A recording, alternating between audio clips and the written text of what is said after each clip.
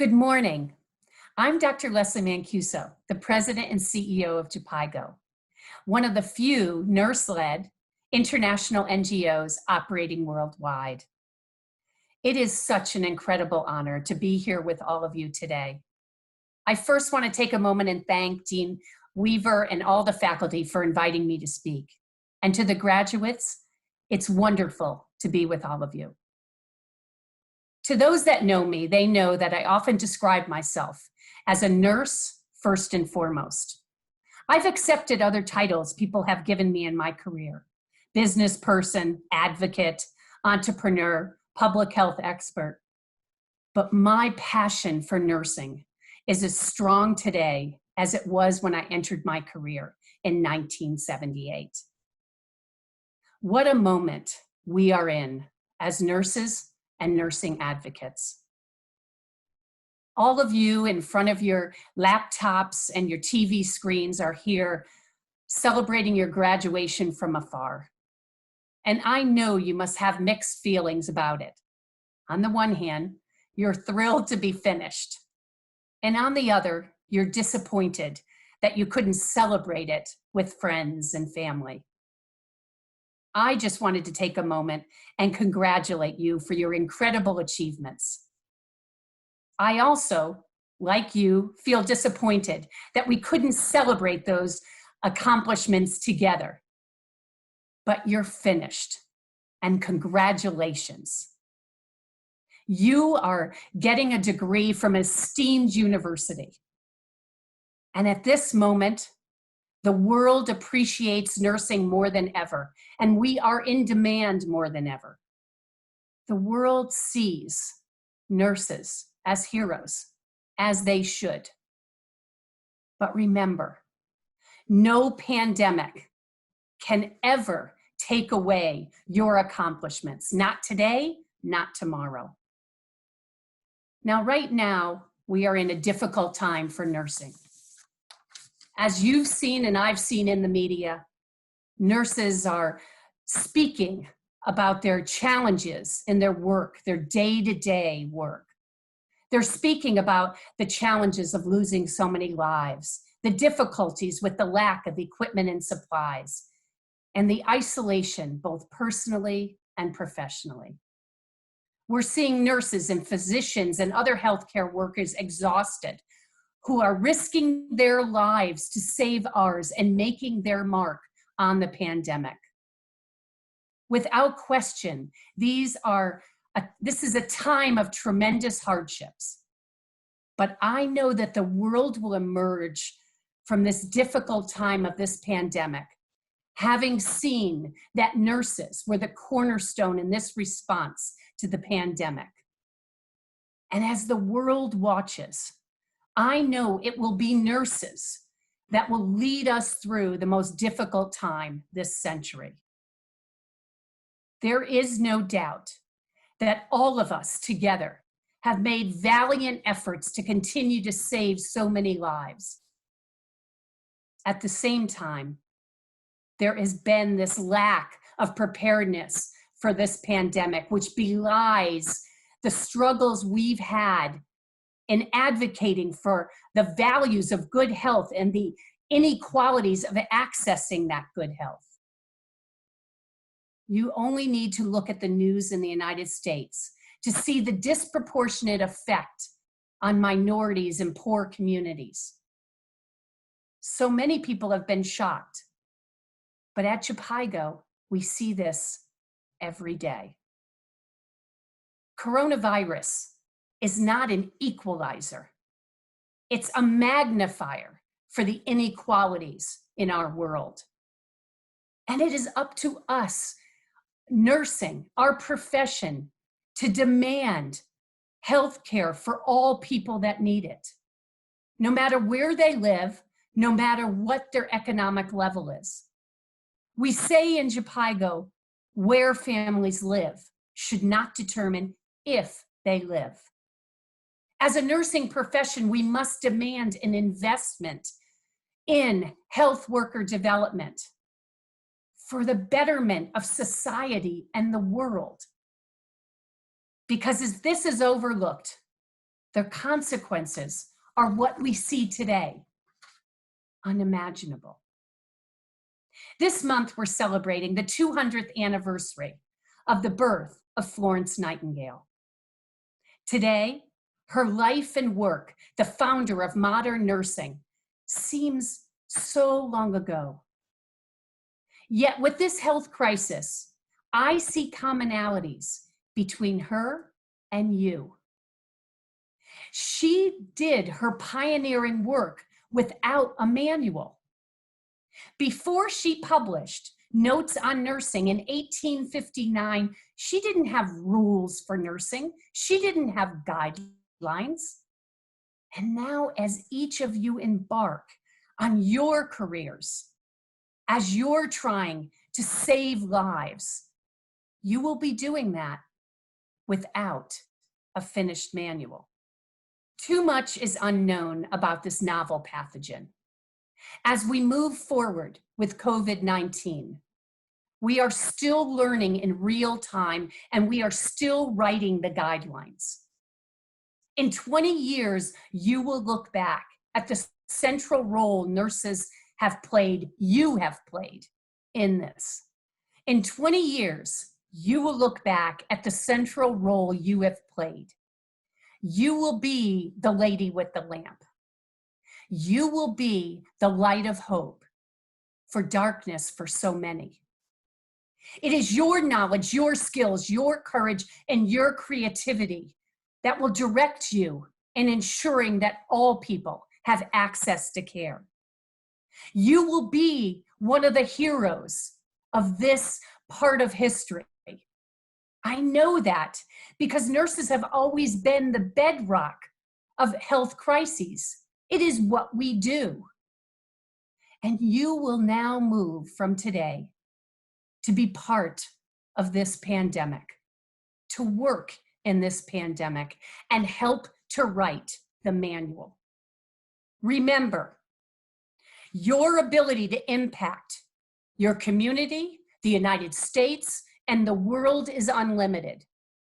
Your power to change and to impact is limitless.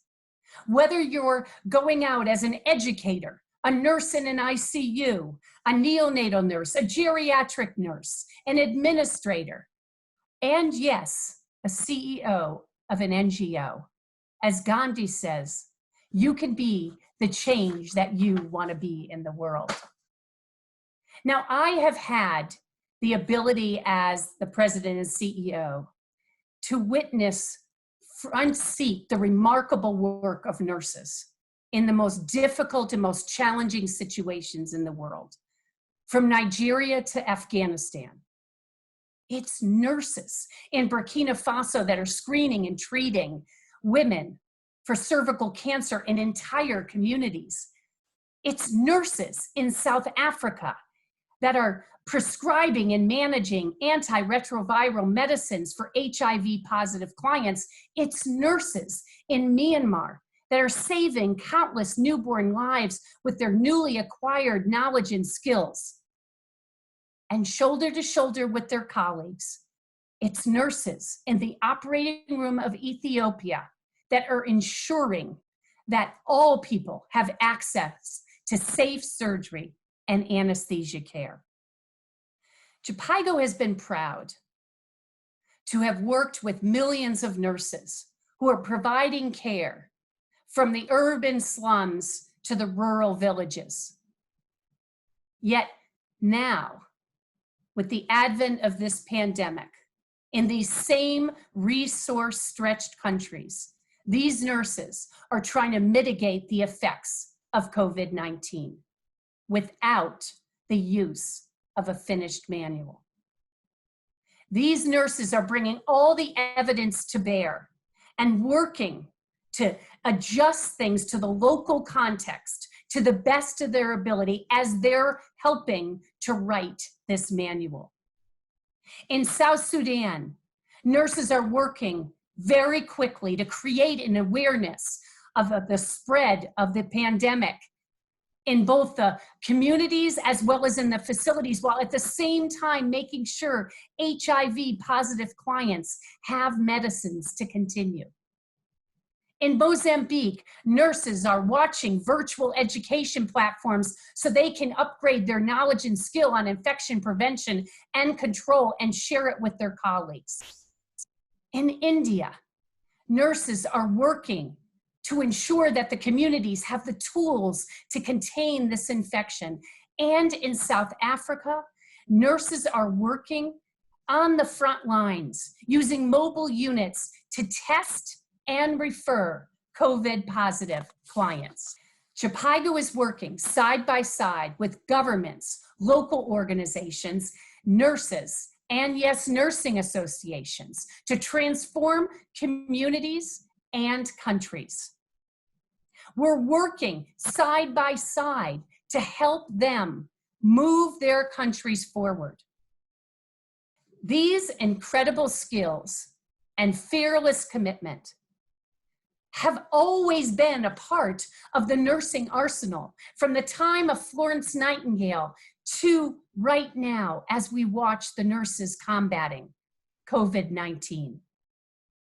And these same skills and knowledge will be needed and be an integral part of what you use as you're confronted with challenges moving forward in the years to come.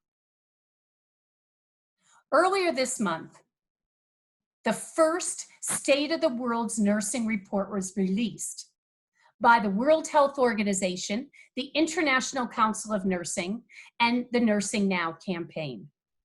Chipaigo was honored to be part of the development of this inaugural report. This report collected data from 191 out of 195 countries. For the first time, we have nursing data that's allowing us to see and gain information about countries' health workforce, the strengths, the challenges, and the opportunities for improvement. Now, the world right now is demonstrating a great deal of gratitude for nursing. Yet, in order for this world to recognize and truly appreciate nursing, it must support nursing, it must invest in nursing, and it must protect nursing. This report gives you the roadmap to do just that. It speaks to investments in nurses as individuals, in nursing leadership, as well as in creating new positions.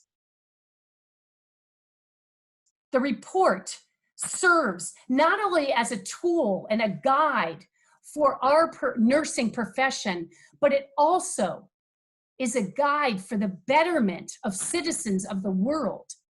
It gives us a guide of what we need in order to assure that all people have health care. The development of this report was important because it placed value on something. It placed value on the fact that nursing now is front and center in the conversation on global health. It emphasized 3 key areas that we must invest in.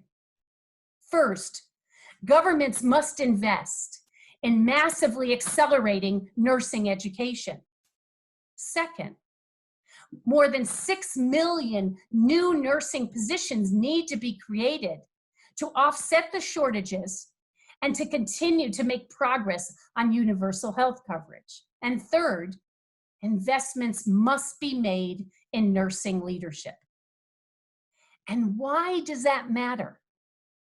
Why does that matter to anyone, right now or any other time? It matters because now more than ever, nurses aren't on the front lines, nurses are the front lines. And by creating and educating more nurses, and by creating and educating nurse leaders, we are protecting the citizens of the world. We are ensuring universal health care.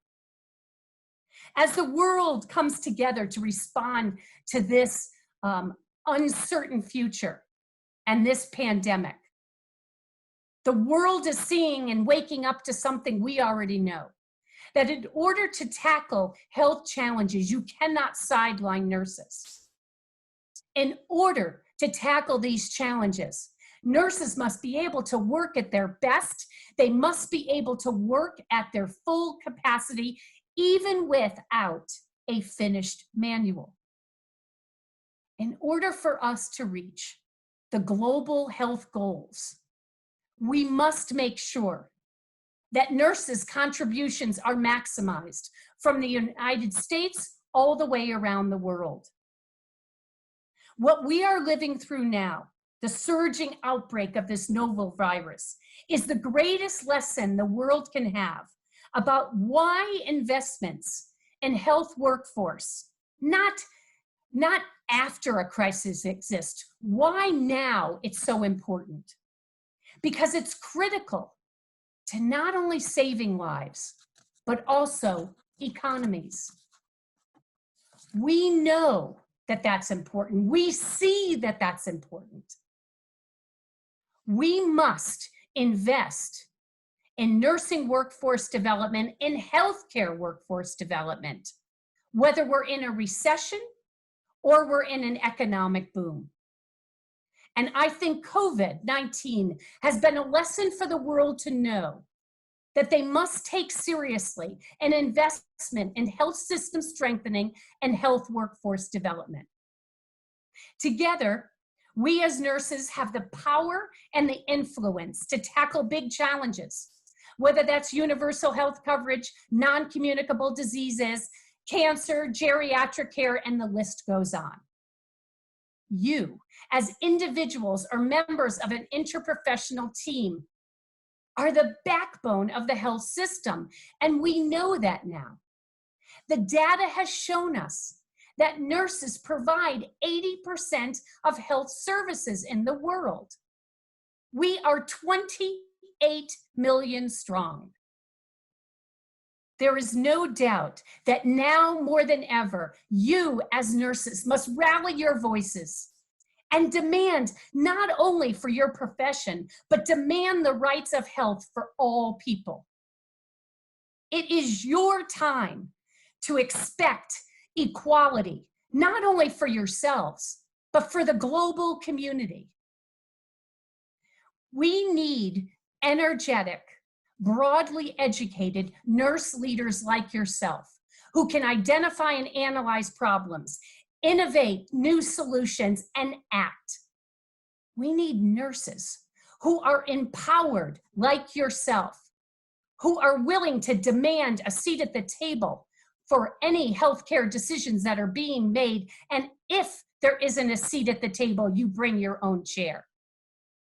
We need nurses like yourself that are going to continue to demand quality, patient-centered care for all those that need it.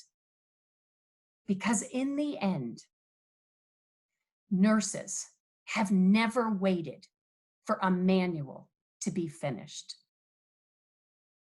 In closing, I want to thank each and every one of you for listening, and most importantly, I want to wish you and your families health and safety. I want to congratulate you once again. Good luck in the greatest profession there is. Congratulations, nursing graduates.